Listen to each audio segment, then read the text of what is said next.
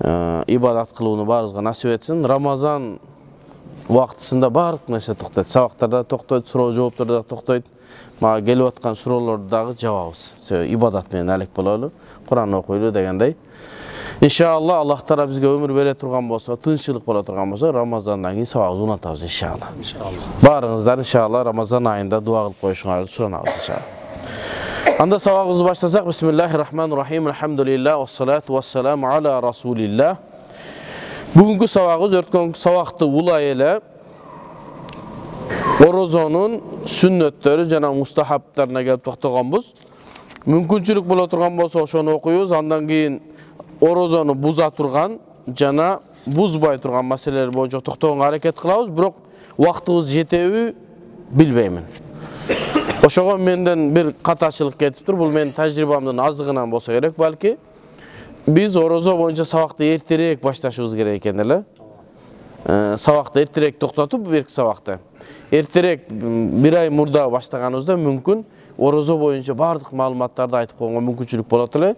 Эми Аллахка шүгүр болсун, ушунчалыгына дагы эми кийинки жылдарда Кудайым бизди Рамазанга жеткизген болсо эртерээк орозо боюнча сүйлөйт. Себеби жылыга эле орозону айтып келебиз, жылыга эле адамдар ушул маселени сурап келет, бирок жылыга суроолор эмне жаңыдан боло берет, адамдардын муктаждыгы бар. Былтыр уккан быйыл укпайт, быйыл уккан кийинки жыл укпайт дегендей. Бирок ошо биз элдин агым менен агып, ошол бир суроону 1000 жолу берсе да 1000 жолу жооп бергенге иншалла аракет кылабыз. Анда ошол бүгүнкү сабагыбыз ачык сабак.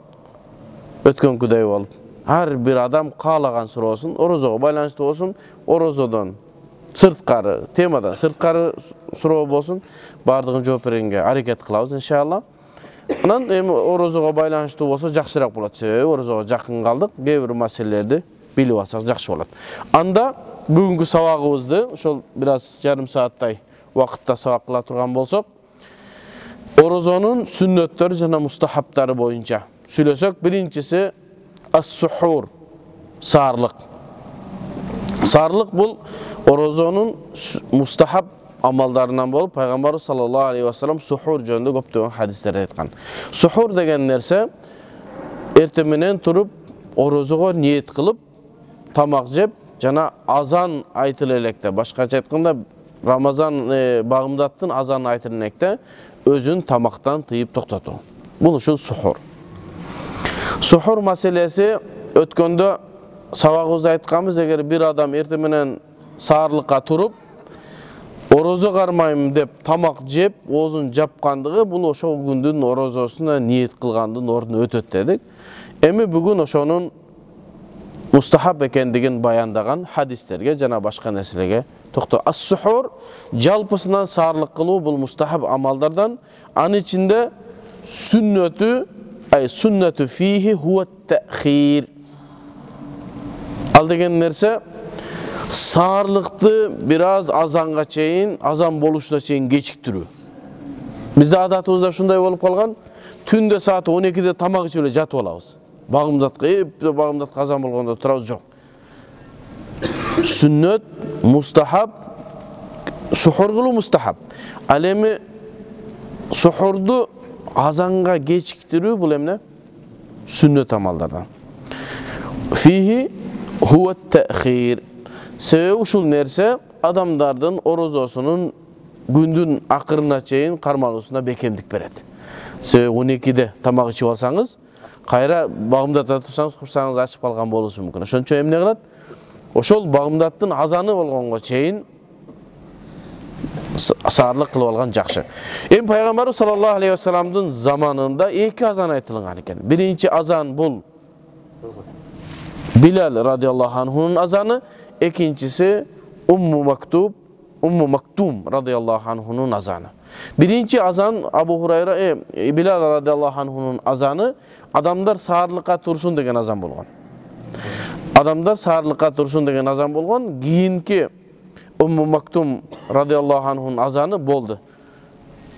Оз жабуунун убактысы бүттү, мындан бияка тамак жебегиле деген маселе. Өткөнкү сабагыбызда айтканбыз, азан айтылган мезгилде азандын Аллаху Акбар дегендеги алифи А дегени башталганда оздагы нерсени ташташ керек. A degende Allahu Akbar degende anan alsan geç kaldın degen söz. Demek saatni qarashыбыз керек. Qancha minut kaldı azanға? Bir 5 minut aldın toxtatqan жақсы болады. Sebebi bir problemaga bir Assalamu alaikum aşağıma. Bir berekeli vaqtыбызды ошол күнү bağımdattın vaqtısı girgenden tamak jеп alып, ошол berekeli vaqtты кетирип албайлык.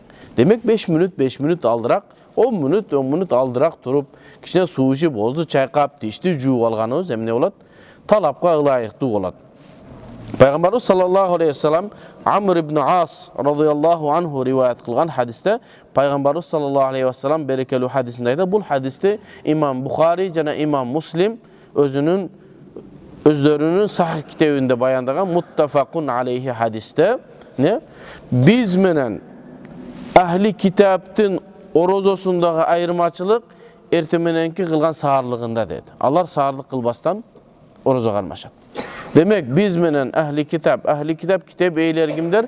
Hristiyanlar menen evreyler. Alardagi orozo menen bizdin orozobуздун ayırmaçılığı ertemenenki kılgan sağırlığыбызda. Demek oşol ahli kitap eylerini okşop kalbas üçün emne kılışыбыз gerek? Mustahab, sünnet, sağırlık kılуу gerek. Anas radıyallahu anhu Peygamberimiz sallallahu aleyhi ve sellem'e 10 yıl hizmet kılgan ulu sahaba Peygamberimiz sallallahu aleyhi ve sellem'den hadis rivayet kılıp aytat: "Tasahharu fa inna fis sahuri baraka." Sağırlık kılgıla tamak jegil ertemenen sağırlıkta albatta bereke var dedi. Jön жүрүp oroza karmaganга karaganda sağırlık kılganın daha berekesi көбүрөөк болот экен. Эми саарылыктын фазилети, анын артыкчылыгы боюнча айтылган хадистер өтө эле көп. Biz ушул нерсеге токтолуп, мына эки хадисти окудук. Саарылык кылып, анан орозо кармануу баарыбызга Аллахым насип этсин. Эми бир адам саарылык кылгысы келбей калды, чарчап калды десе, орозосу дурусбу? Орозосу дурус. Эч кандай орозосунда бир зыяндуулук келбейт. Болгону сооптон жана сүннөттүн соогунан, мустахаптан бош калган bolup eseplenет. Andan keyinki ekinci mustahaplarından gün batkan bolsa tezirek oğuz açu. Bu janağı oğuz bekitüdün teskerisi. Azan aytıldı bu, darov ne kılış gerek? Oğuz açış gerek. Emi ta'jilul iftar. Oğuzda açu ertele çık gerek dese gün batılekleri oğuz açı albaş gerek. Yok, oğuz açkandan keyin anan emne daro o neme azan aytılgandan daro oğuz açış gerek. Emne sebepten bizde ellerдің arasında şunday түшүнүктөр бар. Azan aytılınsa dağı, je bolbosa Nasihat Media'nın vaqtısı girse dağı, muftiyat tarafından berilgen kalendarda vaqtısı girse dağı, toktop gün neme yıldız çıksın. Andan keyin biz açaylı, kokustan erте açıp albaylı dep sebepsiz ele gümöndönüp kör takvalık kılam degen sünnetke ılайык келбейт экен. Kaçan hazır bizde gündün batıusu tak bilingen. Kalendarda minutası, sekundası menen жазылган. Nasihat Media en tak dep aytып atабыз biz. Nasihat Media'nın sebebi namazlarımızın bardı Nasihat Media'ya karab okup atабыз ошондой. Эми оğuz açkanda da ошондой кылып okuганыбыз жакшы болот. Анан өткөндө мага bir суроо келди. Muftiyat tarafından çıkarılgan kalendar menen Nasihat Media'nыкында biraz ayırmaçılık var eken dep.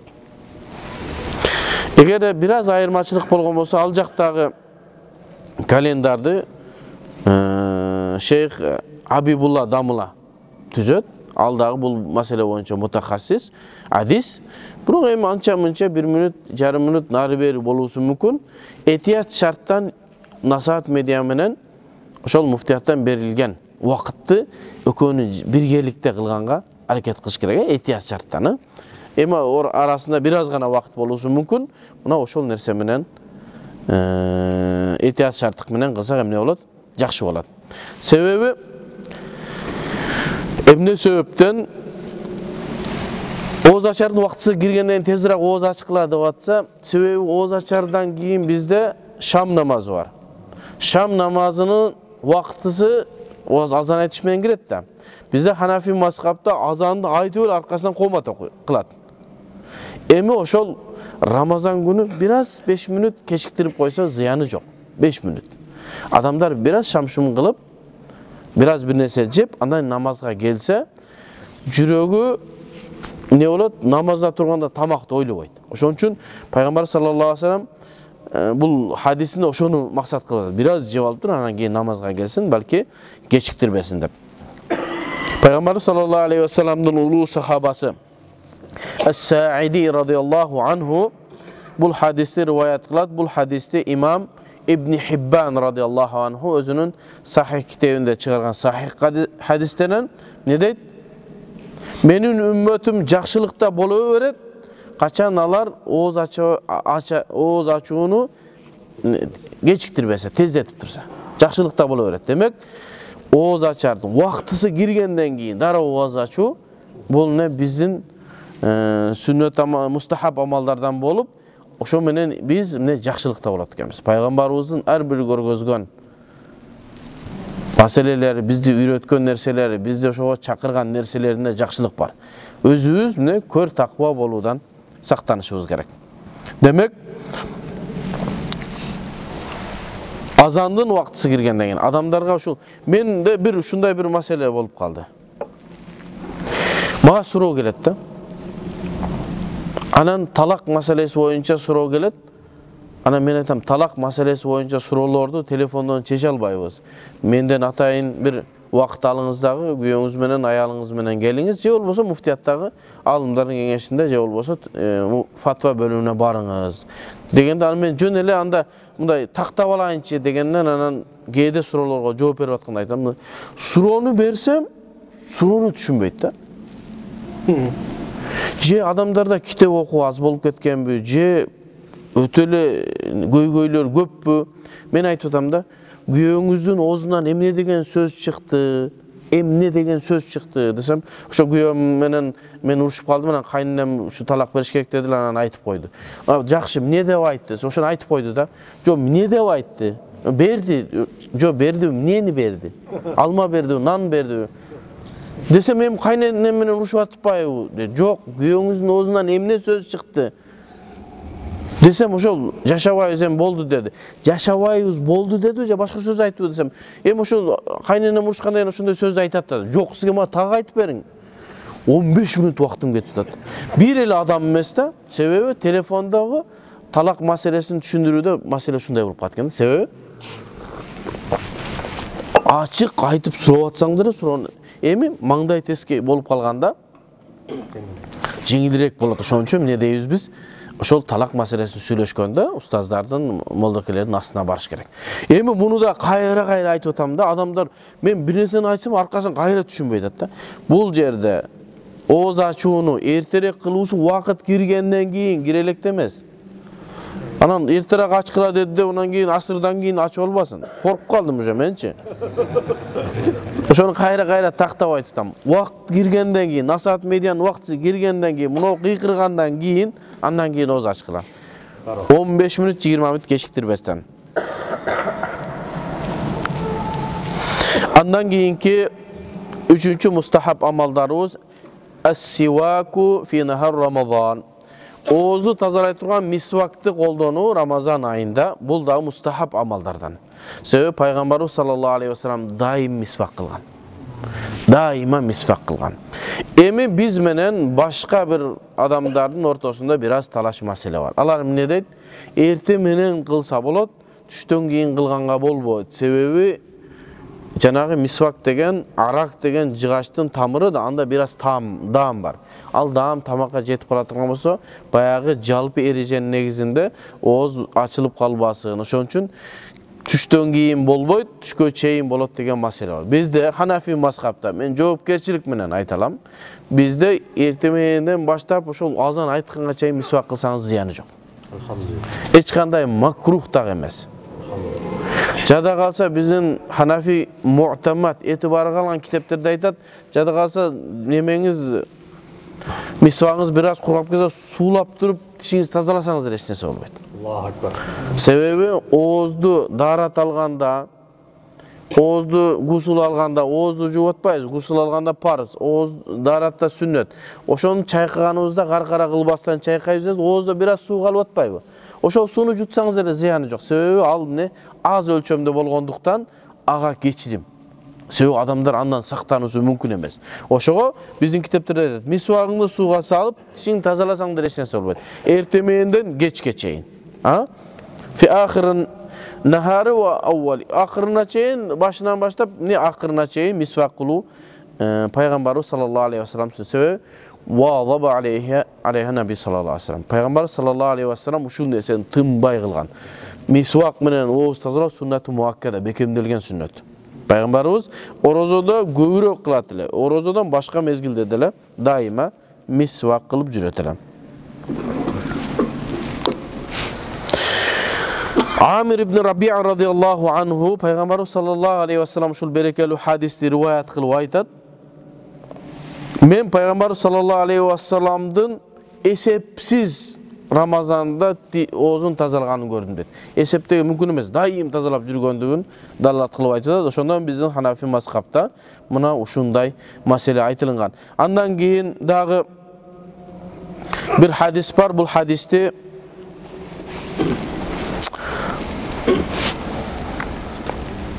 Mu'camul Kabir İmam Tabarani rahmetullahi aleyhi özünün Mu'camul Kabir, Mu'camul Sagir, Mu'camul Awsat degan 3 kitabında teң bayandalgan hadis, sahih hadis. Bu hadiste Muaz ibn Cebel radıyallahu anhu rivayet kılat. Bu hadis emes, bu Muaz ibn Cebel radıyallahu anhu'nun fatvası. Sebebi Muaz ibn Cebel radıyallahu anhu muctehid mutlak bolgan.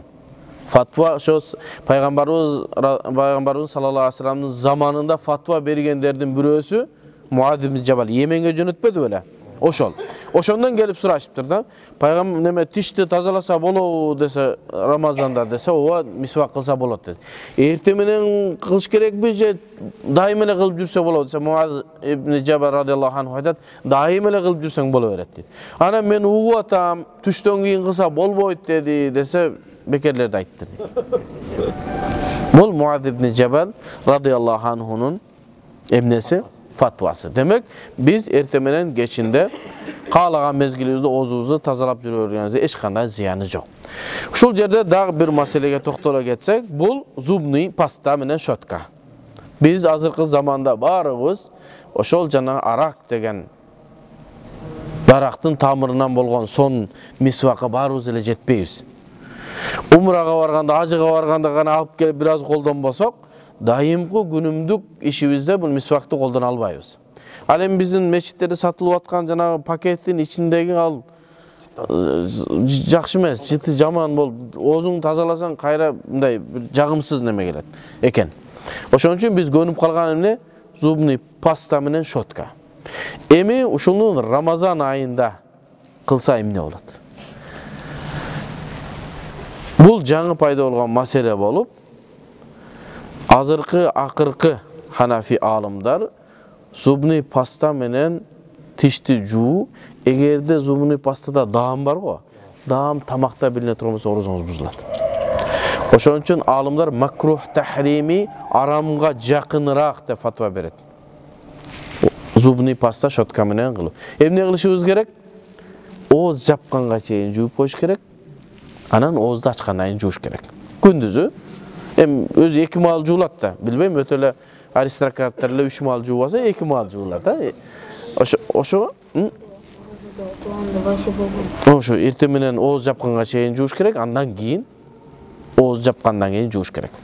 Emi bir mesele var. Rusiyalık bir alımlardan biri oşo zubni pasta menen misvaktın eç kanday ayırması yok. Mına oşonu oğuzdu tazalay berişimiz gerek degen bir sabagın maga jönötüp kalıştı.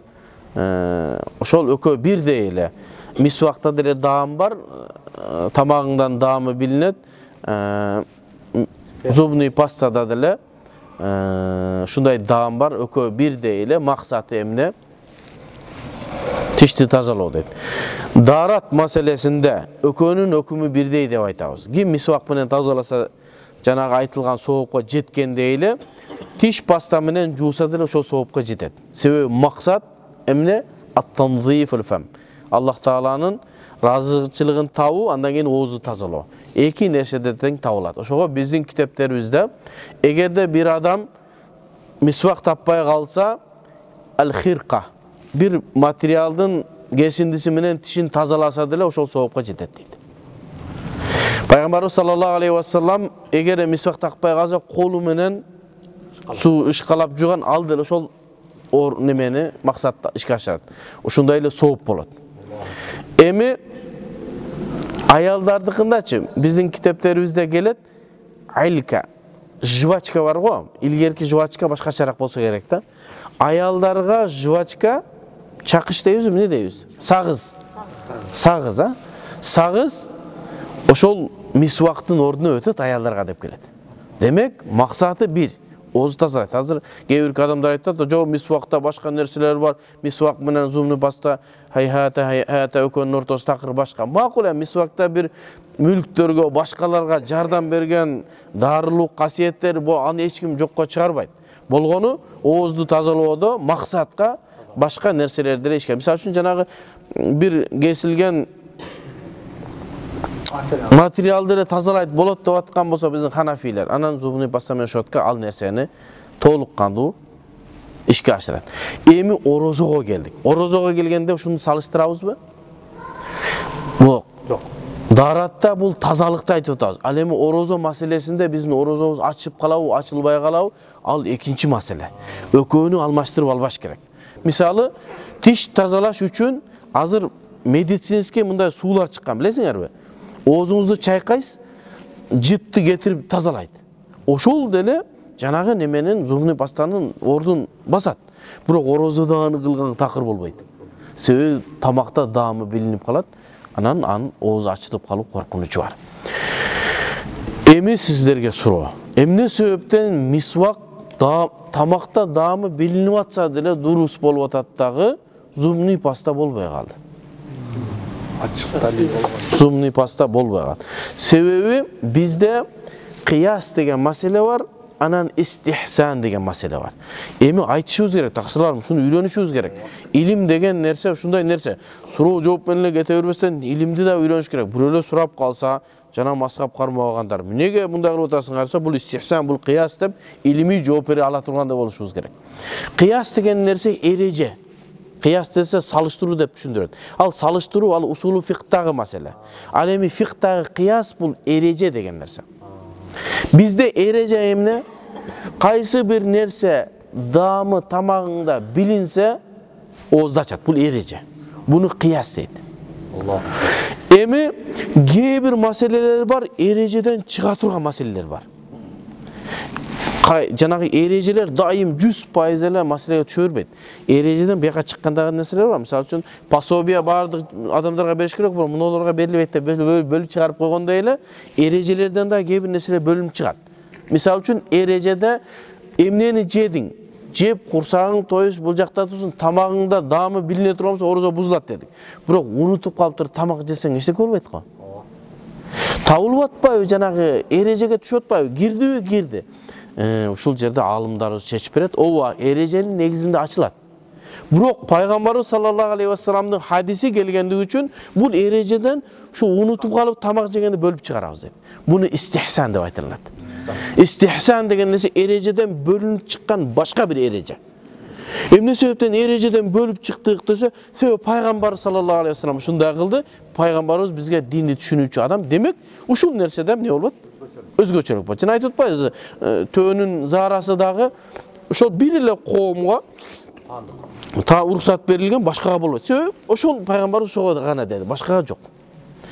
Демек, эрежеден бөлүнүп чыккан дагы бир эрежени шариятыбызда истихсан деп айтылат. Эми эмне себептен унутуп калып суу ичип алса, унутуп калып тамак жеп алса, бул адамдын орозосу ачылбайт десе, себеби жанагы аят, эреже каяктан алынган? Эреже Курандан, хадистерден алынган да. Силерге күн баткандан кийин, күн чыккандан баштап күн батканга чейин тамак жебегиле деген бизде күчтүү аяттар, хадистер, далилдер бар. Ошондон бир эреже чыгырып, ушул убактан ушул убакка чейин тамакка кире турган нерсени баарын тыйыш керек.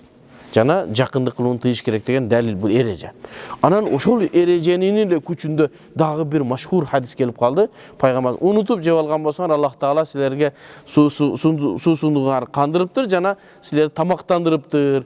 Orozoңарды уланта бергиле, эч кандай orozoңар buzulgan жок деген күчтүү hadis келгендиктен жанагы эрежеден, кыястан истихсан кылып бөлүп чыктык. Ушул эле нерсеге гана уруксат, башка уруксат эмес деген сөз. Эми жанагы молдеке мүмкүн Ханафи фикта бираз маалыматы азыракпы, мен аны айыптабайын. Ошол баягы усулу фиктагы кыяс салыштырууну карап туруп эле зубный мисвакка болуп атабы, зубный пастага деле болот. Жок. Эми мен муну айтып берейин. Эмне себептен зубный мисвакка уруксат берилди? Даамы тамакта билинсе дагы десе, биздин эрежеде тамакта билинген бузулат дедик. Жанагы унутуп калып тамак ичсе buzulbayt degende şu misvakta da buzulbayt. Bul da bir ereceden bölüm çıkıp atadi. Bul da istihsan. Sebep nese Peygamber sallallahu aleyhi ve sellem daima dişi misvak bilen tazalap жүрүптүр. Erejeye karşı gelip atpaydı, o erejeye karşı gelip atadi. Tamakta daamı bilinip atadi misvaktın. Bирок Peygamberimizin күчтүү hadisi gelgendikten biz kıyastı, erejeni taşlap dagı bir ereje түзүп atabız. Эми şu misvakka gana уруксат деген söz. Tamak unutup kalıp jegenge gana уруксат, başka уруксат эмес деген söz. Andan keyin dagı bir hadis geldi. Biz aytabыз, эртеменден кечке чейин жакындык кылбаш керек аялга дедик, а? Унутуп калып жакындык кылып калсам эмне болот? Жанагы кечирим унутуп калган болсо, буну да чыгарып кой. Бул эрежеден дагы бөлүм чыкты. Бирок унутуп калып аялына жакындык кылып алса эмне болот? Орозосу бузулбайт, орозосун уланта берет. Ошон үчүн эрежелерди да билишибиз керек, анан эрежеден бөлүм чыккан эрежелерди билишибиз керек. Негизги эрежени кыяс деп, бөлүм чыккан нерсени истихсан деп айтабыз. Эми кайра немеге келдик? Мисвакка. Мисвак istihsan menen bekemделинген эреже. Ооба, тамакта билинип калса ачылат, бирок мисвакта ачылбайт дейбиз. Эми эрежеден бөлүнүп чыккан эрежени истихсан дедик. Эми истихсанга дагы бир нерсени окшото албайбыз, кыяс кыла албайбыз. Бизде ушундай эреже бар. Эрежеден бөлүнүп чыгып, өзү эрежеге каршы чыгып аткан нерсеге дагы башка нерсени окшотпойбуз. Жок, бул өзүнчө гана ушундай. Ошого ал мусулман бир тууганыбыздын мисвак эрежеден бөлүнүп чыккан истихсан болгондуктан ага зумный пастаны салыштыруу турус эмес. Түшүнүктүү болдубу? Ошого атайын мына китебимди ала келдим. Бул китеп Дурарул Хуккам фи Шархи Гурарул Ахкам деген Ханафи мазхабтагы китеп, Мулла Хусра деген чоң алымдын китеби. Ушул жерде бир эрежени айтат. Ошону айтып коесем. Вакат тaqarrara fi kutubul usul. Usul kitaplarında şunday erece bekemdelindi. Annama thabata ala khilafil qiyas. Eğer qaysı bir nerse kıyastın karşısında bekemdelingen bolsa, kıyas degende ne dedik? Erece dedik. Erece. Qaysı bir nerse erecenin karşısında bekemdelingen bolsa, unutup kal tamak içkendey, misvak okşogon nersede, fa gayruhu la yuqasu aleyhi. Andan başka nerseni bul ereceden bölünüp çıkkan istihsanga salıştırbayız deydi. Bul usuldagı erece.